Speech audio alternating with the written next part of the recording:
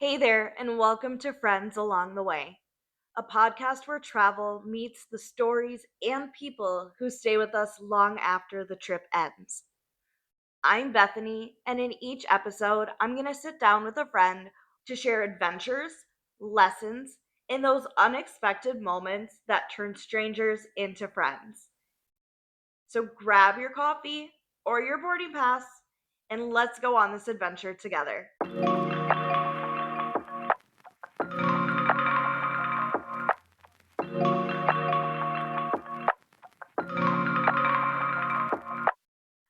Hello, everybody. We are back, and now we are on part dos of my European trip from September. Last time I sat and talked with y'all, we were in Italy. We started off in Rome, we went to Venice, and made our way up north toward the Alps. And the last thing you heard from me is that I went whitewater rafting down the Isaac River.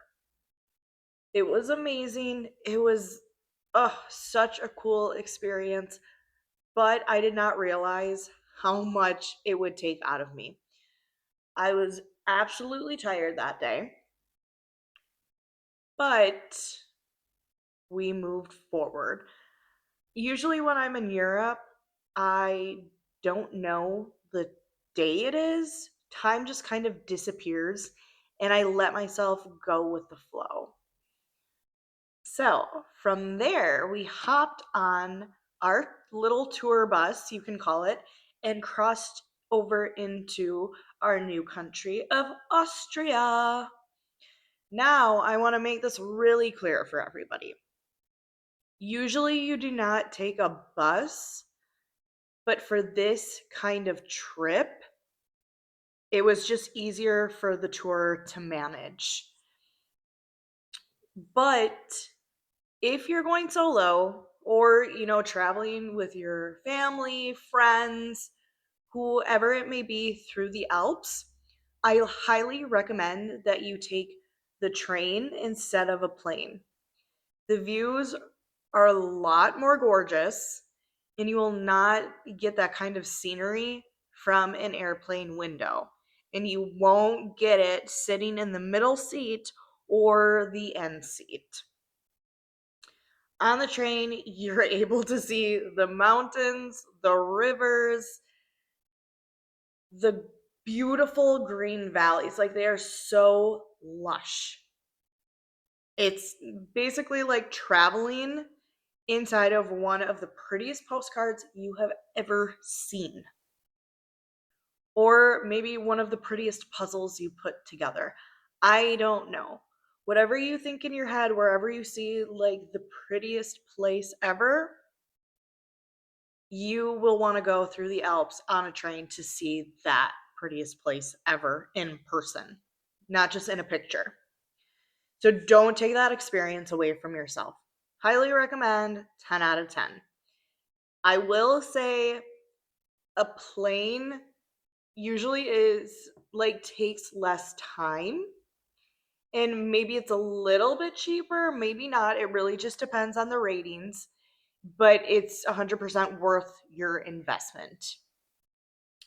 Planes, trains, automobiles, I would go with trains. The seats are better, you can move around, and the bathrooms are actually so much bigger and probably cleaner. And you are not like waiting in the little rows to wait for the bathroom. There's enough space for people to actually make a line and other people to get through to get to the other side or get to the other car of the train. So if I wasn't with a group, I would have done this whole route by train. And in an episode previously with my friend Sarah, she talks about her train ride because she went from Milan up to Lucerne, Switzerland. So through the Alps. But let's get back into it. Like I said, we are in Austria now, and we have arrived in Innsbruck. this adorable, there we go, Alpine city feels like you're in this little fairy tale village tucked away into the mountains. It was so beautiful, so quaint. It makes you feel like you're walking around in a storybook. So if you think of, like, to my mind, Princess and the Pea comes to my mind, like, oh, a princess lives there and she's walking around in the streets, or Belle from Sleeping Beauty when she's dancing along. I know that's based in France, but she's dancing along with her little village people and singing songs. That's what I think of, but a little bit more colorful. They have a lot of colorful buildings. Oh, so pretty. But with Innsbruck, it's a place that I would recommend that you go, obviously, but I really only think you need 2 days there.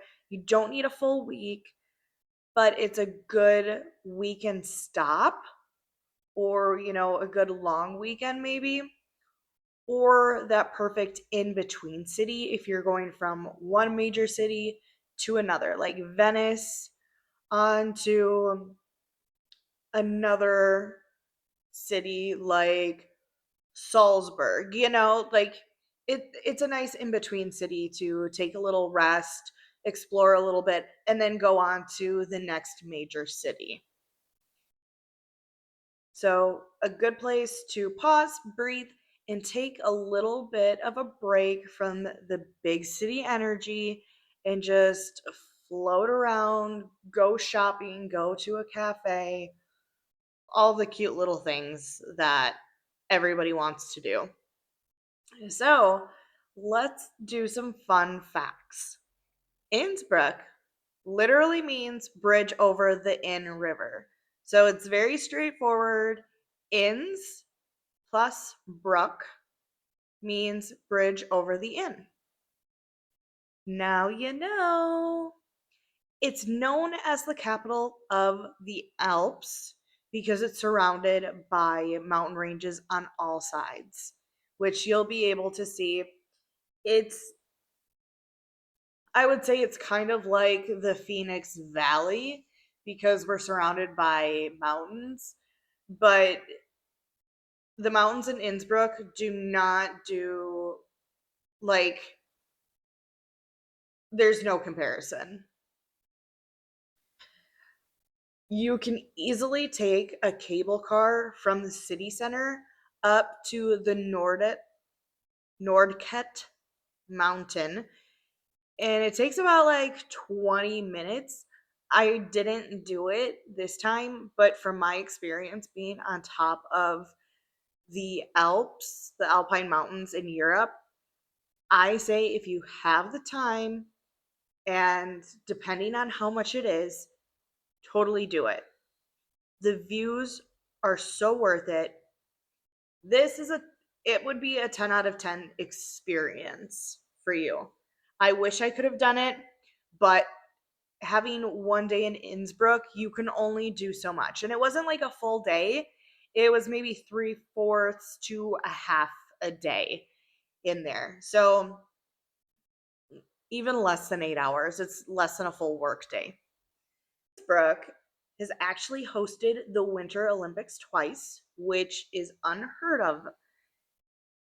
And that was in 1964 and 1976. So, because of all the mountains around it, it's a really good place for winter sports like skiing, snowboarding.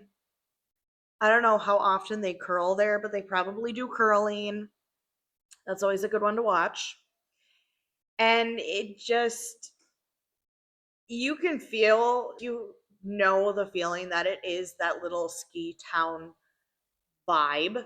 So if you're looking for maybe like a US comparison, I'd say Innsbruck is Aspen, but more historic and more European, obviously.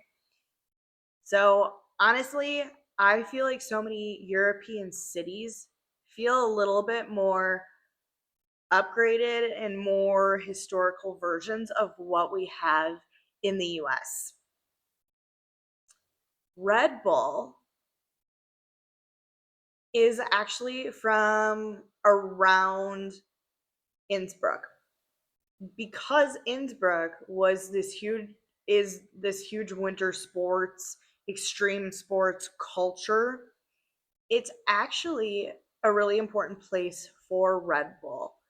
So, like I said, it's not from Red Bull isn't from Innsbruck itself. It's based near more Salzburg. But Innsbruck was one of the first places where it actually blew up because they started their marketing and their first kind of city to try all of their products, what's working, what's not in Innsbruck, because it's so heavily infiltrated with the whole extreme sports crowd, students. And so it was really a perfect match for the energy drinks, skiing, snowboarding, and all the adrenaline junkies that want to go there. I went into the Red Bull store there and I thought I liked it a lot because it had two different levels. And in the store, there were different sections for like soccer gear because they sponsor teams, a section for their winter and extreme sports snowboarding stuff, a section for like racing gear like Formula One or whatever they do. So it was really interesting and I wanted to buy something from there. But fun fact, Innsbruck is pricey. I didn't buy anything and I just kept moving along. But if you're in Innsbruck, I would say go in and go ahead and get like a hat or something. I just think it's really interesting that Red Bull is from Austria. It seems so commercialized and Americanized that I actually thought it was from America because we make like really horrible drinks that aren't good for your body. But I digress. I just really thought it was cool because I used to watch the Olympics and the Winter Games. And I think Shaun White is still cool to this day. I was in that era of like where snowboarding and skateboarding were really cool. So it was just really great to see in person. When I first got to Innsbruck, half of the group left and just kind of went around. And then I went with the other group where we went into the Swarovski store. And to be precise, I didn't go into the official museum because there is a museum which I really never knew about until I went there and kind of learned some stuff. But I did go into the store. But this is one of those stores that kind of does feel like a museum because there were so many displays and pieces. The actual Swarovski Crystal Worlds Museum and Experience is actually right outside of Innsbruck in a small town called Waddens. It opened in 1995. The store did. To no, I'm sorry.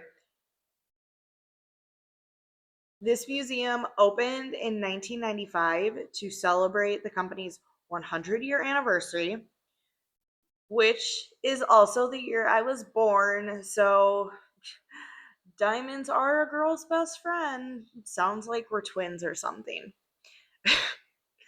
Inside, there are these chambers of wonder designed by different artists and architects. Swarovski, because they made this museum on the it was we could all do the math and figure out that it was founded in Austria in 1895. And the company is actually still headquartered in that region. I did not realize that their crystals are used for everything from Hollywood costumes, chandeliers, runway fashion, jewelry, all of it. In the store, they had like Disney pieces, so like collaborations with Disney, but also with different brands. And some of the jewelry, like the necklaces and the brooches and the earrings, insanely pretty, insanely expensive. When I went in, I love to look at everything. I'm more of a window shopper because one, I'm cheap. I didn't buy anything because two, I do not need crystals right now. And three, I have a house that I need to pay for, just adulting. But it's always a good time to look.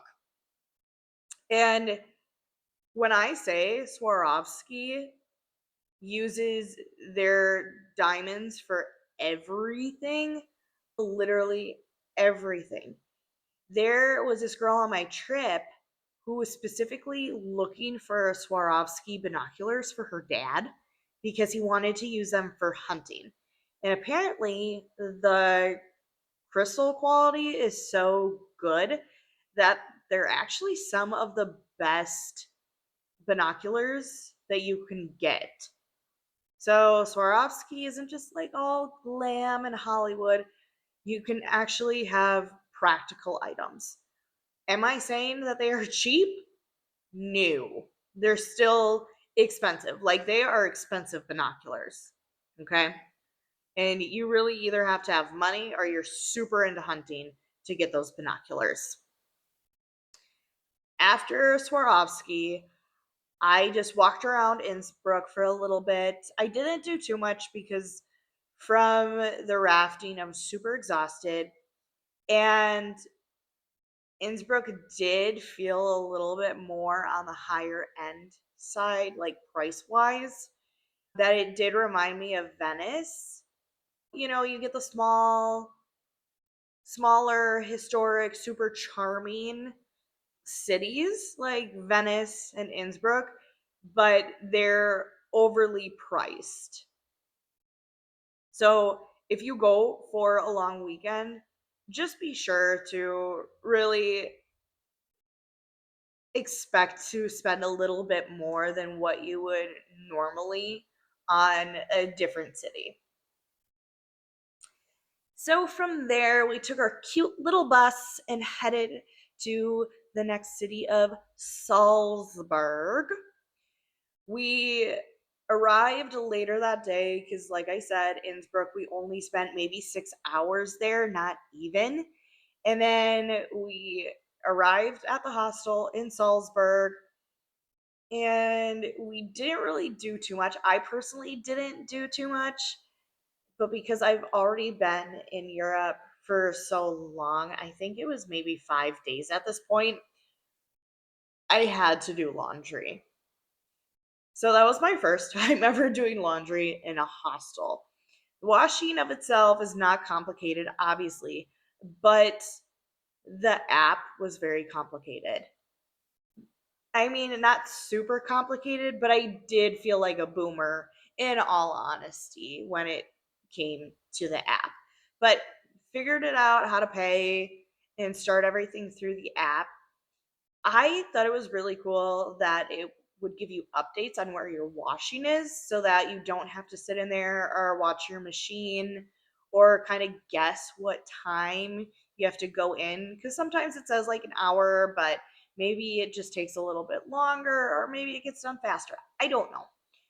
But the app was actually very nice. And after figuring it out, it worked itself out. We all survived the little things, but it was kind of a very humbling moment, in all honesty, that I had to figure out how to do laundry in a foreign country. And if you can do that, you guys, you can probably do anything. Those little humbling moments where it's like, yeah, you are human. Just because you're not home doesn't mean you still have to do adult things.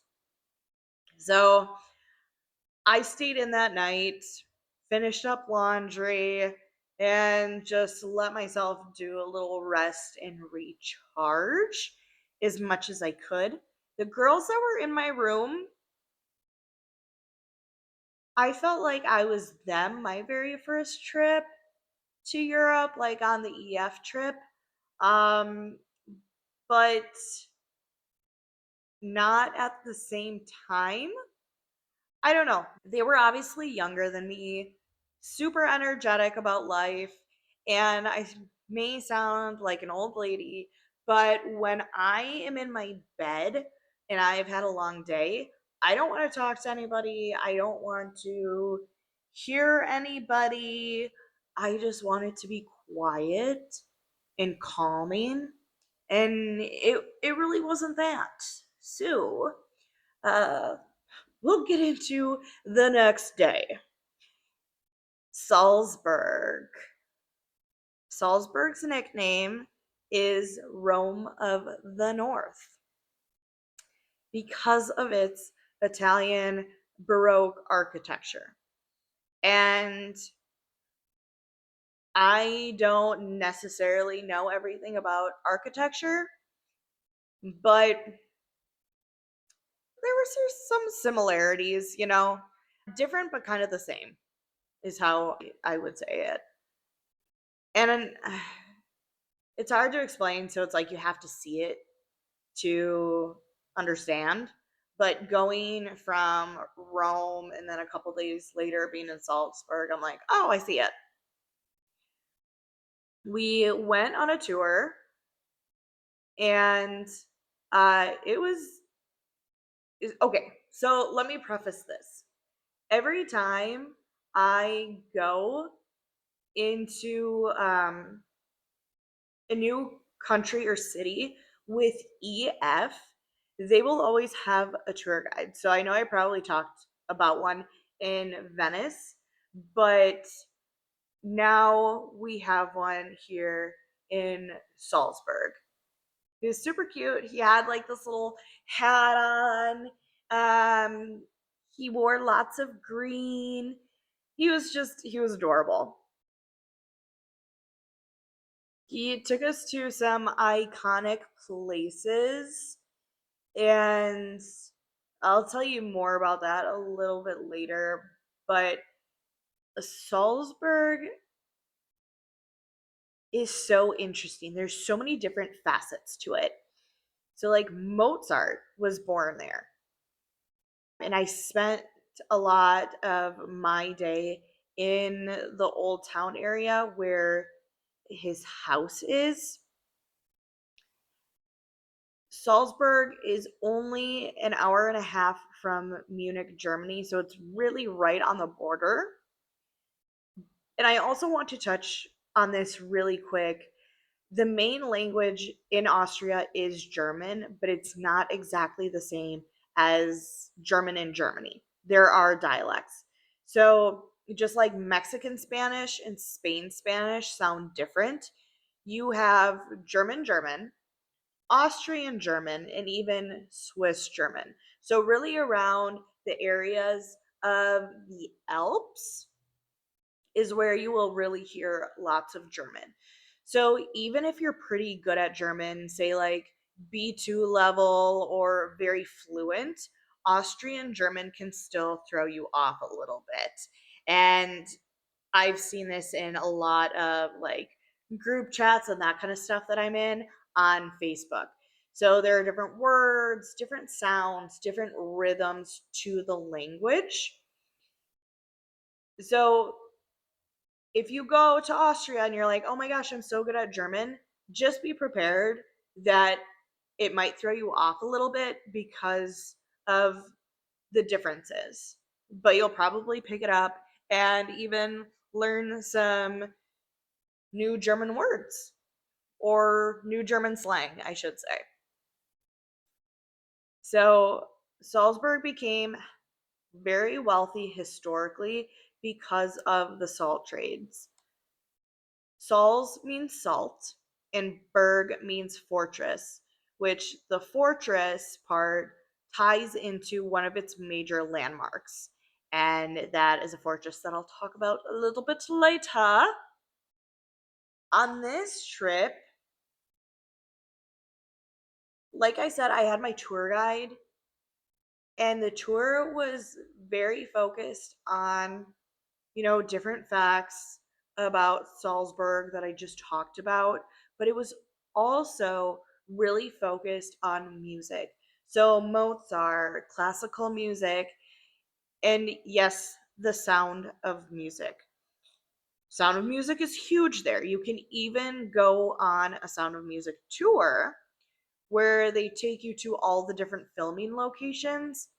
I've seen like TikToks of groups of older women, like peak anti energy with matching t shirts, totally living their best lives and doing these tours and absolutely loving it. So it looks like a lot of fun. And if you are a Sound of Music fan, that is something that you should really put on your list. But in all honesty, I have never actually watched The Sound of Music, and I don't feel like I need to anytime soon. I mean, I love The Princess Diaries because Julie Andrews is great in it and she is a queen, but I'm not really interested in like the Julie Andrews from the older movies of The Sound of Music or even Mary Poppins. I've tried to watch Mary Poppins, but I couldn't do it. So I don't really think I could get through Sound of Music. Again, I was also a child, so maybe it would be a little bit different now, but I really don't think so. So Salzburg is a full-on classical music powerhouse. And there's this thing called the Salzburg Festival where it's one of the most famous classical music festivals in the world. There's I'm going to try and say it properly. Mozarteum University, so basically named after Mozart. It is one of Europe's top music schools. About half of the students are actually international. They're known, so I feel like when I think of Juilliard, I think of, okay, acting, singing, trying to be like a pop star or somewhere famous in Hollywood. That's what I think of when it comes to Juilliard. But this university, this Mozarteum University, is known for more classical music, opera, orchestral performance, voice, composition, and even conducting. Maybe I'm just thinking that Juilliard is like, I'm probably thinking from like plenty of movies growing up where Juilliard is like this certain way. It could most likely not be that way. So if I'm wrong, please tell me. But in my mind, that's just what I think of. We walked by one of the university buildings, and let me tell you, that building was so much more prettier than any of the buildings at the University of Wisconsin Milwaukee. I don't know what it is. I like no hate or shade to the US, but European campuses, the architecture just hits a little bit different.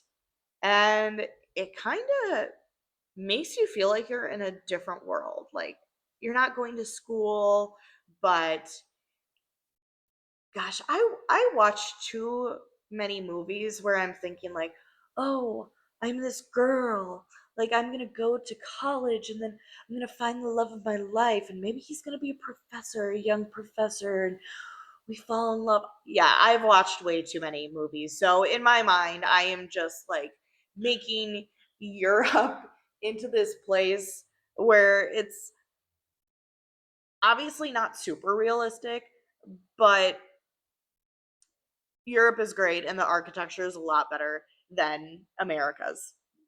But I'm going to move on, or else I could go down a rabbit hole for that. Salzburg really stands out to me because, like I said, there's so many different sides of the city. Like, you have the music side, the cafe culture, the history, the views, the festivals. It's a very underrated city, in my opinion, because when you go there, there's something for everybody. Like, for the artsy people, the music people, if you go on just like a regular tour like I did, they're probably going to take you to some Sound of Music spots, like the famous gazebo from 16 going on 17, and the Mirabelle Gardens, where they filmed the scene with the steps for Do Re Mi. So you have that. You have a cafe culture, which I love. You have these historic places like the fortress, and you have festivals, which I was actually there for a festival that day. But going off of the cafe culture, because it's one of my favorites, after the tour that I went on, I personally went to breakfast, did my own thing, and I got to experience that cafe culture. So, not everything was open because it was a holiday for Salzburg, but the cafe that I did go to was so cozy, so warm, so elegant on the inside, and it just makes you slow down a bit. And I love those kinds of places. They usually have like the classic Austrian things there, the apple strudel, um, this thing called Sachertorte, which is a rich chocolate cake, and then Moserkugel chocolates. I'm really trying my hardest to say these things, and I'm trying to read it because I had to write everything down. But yeah, please do not come at me for butchering the language here. I'm trying my best. The pastry cases were absolute heaven. They had chocolate displays. I could have eaten it all, but I only allowed myself to have some coffee, a pancake, and an egg. Super simple, but I wanted the salty sweet for the day because it was a little bit later of a breakfast, so I needed kind of like a brunch style. And it was just a vibe. You know, you slow down, you breathe, you enjoy, you people watch. I love that. Totally, if you want that kind of vibe of just the slower travel, go to Salzburg, pick a cafe, order a hot chocolate or a coffee, spruce it up, and maybe put a little Bailey's in there, whatever you want. Get a pastry and just sit. You journal, you people watch, look at the buildings. And it's nice because nobody rushes you. They're not trying to flip tables. You're allowed to sit and have your peace. So that's one thing that is really different, is this cafe culture in Europe that is compared to the US, where US, they, I feel like people stare at you if you're just sitting there and just enjoying your coffee, unless you're on your laptop or, journaling something, whatever. But in Europe, they really don't care where you're looking, what you're doing. They do not judge you. They allow you to just sit there and decompress. From there, I walked around a little bit, did some looking, went into a couple of shops, and eventually I worked my way over to a cooking class. Oh, during that little off time with walking around, I did pick up my postcards, wrote in them, and sent them out. Salzburg was very easy for sending out mail. I mean, I couldn't find the post office right away. I tried to go into a DHL and they're like, no, you have to go to the post office. And I'm like, I thought it was a holiday. And she's like, nope, the post office is open. I'm like, okay, cool. So did that, went to this cooking class, which was a very good experience. It was very fun. Walking over there, it looked like this place was built into a hill and it was kind of like tucked away. And in the class, we got to make homemade pretzels, homemade apple strudel. And after we were done baking all of that, well, putting it in the oven and waiting for it, we had a later lunch. So we had some soup and we got to dip our fresh pretzels into the soup. And then we got to have our apple strudel. It was really good. They do put raisins in their apple strudel, or that's how we were supposed to make it. I did light on the raisins. Not really too much of a fan of raisins, so I wanted to skip it, but my partner in cooking is like, I want the authentic thing. I'm like, whatever, just put them in there, I guess. Oh, yeah.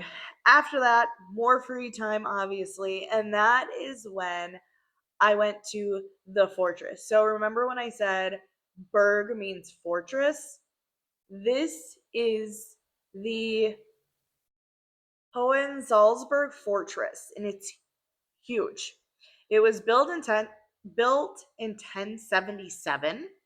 It's one of the largest and best preserved medieval fortresses in Europe. So if you are thinking of a knight in shining armor, they were probably, I know for a fact, they were in this fortress at one time. And you can either walk up, which a lot of people do, or there's this lift that helps you go up. You do have to pay to get in there, but once you're up there, it's worth the money. There are different levels to it. So obviously, the higher you go, the better views of Salzburg you will get. It was a little bit foggy that day, but it was still so beautiful and surreal. And I do want to actually take a pause and remind you and myself to actually stop and look around where you are. Don't just take a couple of quick photos, hand your phone off to a stranger for a picture, and rush off. Take the time to be present, be thankful that you're even there, that your body got you up that hill, that your life lined up in the way that you could see this view. For me, when I'm up there, like when I'm in a surreal moment like that, I do take a moment of prayer and I just thank God for where He has placed me. But I also feel more connected with God in those moments when it's seeing nature or seeing a beautiful view. That's when I feel closer to God, and I love it, and I love even thinking about it. In all honesty, so after that, actually, I do want to tell you that it's kind of like a museum up in there. So they do have different rooms for different things. They have like where you can see the armor that they wore. There's a whole room learning about, how they lived back in the day or how they even built the structure for those architecture nerds. Or they have a room where it's actually interactive and you get to play games and learn fun facts about the fortress. So, again, it did cost money, but it was well spent because you can spend 2 hours up there just taking time for yourself, appreciating the moment, but going through all of the interesting places and reading and learning about the fortress itself. After that, I walked my happy little butt down to this festival called the Rupertikurtig. The Rupertikurtig. I might be saying that wrong. Don't hate me. It's a local Salzburg festival that happens on September 24th every year, celebrating St. Rupert, who was a patron saint of Salzburg. For the festival, the city basically shuts down, and that's why I had to ask the DHL lady, like, is the post office even open? And basically, all of the stores do normally shut down or close at a certain time. But there were things open, which was nice. So, like, I got to go to the cafe, I got to go to a couple shops. Just they'll close at a certain time because it is a national holiday for them and everybody's focused on the celebration. And I loved this celebration. It's very traditional folk festival, like you would think. They had carnival rides there for the kids. They had folk music, so very like Oktoberfest vibes. People were in drindles and lederhosen.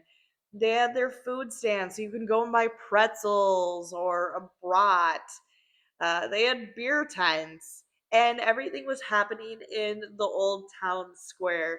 The fortress is right by the old town square. And so it was just an easy little pit stop to go walk around, see all the little shops where people were selling stuff. And I actually went into one of the beer tents, and it was so cool. I felt like stepping into another world. The women were in their drindles, the men were in their lederhosen. Everyone was dancing. There was dancing on stage, like a performance, singing, clapping. Everybody was dressed up. Everybody was so authentic. And I would kind of say that if you in Munich, but you don't like to have a lot of people there and you would feel very overwhelmed, I would say go to this festival because it's very authentic and it's less touristy, but you get a lot of what Oktoberfest is. And I've never heard of this trip, never heard of this festival before this trip. And oh, it was good. It was really good. Like the lights, the music, the sense of community. Like everybody was together, kids were playing together. It was very family friendly. It was a really good way to end my day in Salzburg and in Austria. After that, I went to the hostel, spent the night, packed up, just the normal stuff. And that's kind of it for Austria, but I will say that I was honestly surprised in the best way. As an American, when I think of Europe or kind of anybody in America, really, when you think of Europe, you probably think of those big and obvious cities like London, Paris, and Rome. And you never think of places like Salzburg, Innsbruck. You don't even really think of Austria or even Germany as a country. But this trip blew me away. Every single city that I visited on this trip had its own personality, its own kind of beauty. And I will tell you, my encouragement to you is go to countries that you don't actually think of going to. Like, take a step away from the London, Paris, Rome cities, as great as they are. Go to the small cities. They're really going to impress you. especially this whole Alpine region. Breathe in that fresh mountain air, let yourself wander around, be curious. And these places are going to teach you different things about yourself that you would have never really learned otherwise.